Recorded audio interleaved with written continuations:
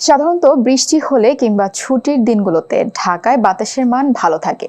যদিও গেল কয়েকদিনের টানা বৃষ্টির পরও আজ বিশ্ব বায়ু দূষণের তালিকায় 24তম অবস্থানে রয়েছে শহরটি।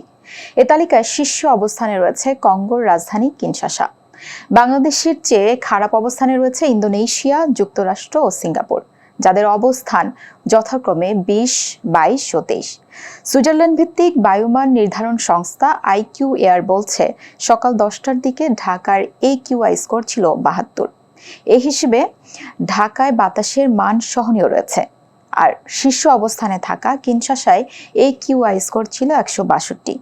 এরপর যথাক্রমে 153, 143 ও 142 স্কোর নিয়ে দ্বিতীয়, তৃতীয় ও চতুর্থ স্থানে রয়েছে উগান্ডার কাম্পালা, চিলির সান্তিয়াগো ও ইন্দোনেশিয়ার জাকার্তা।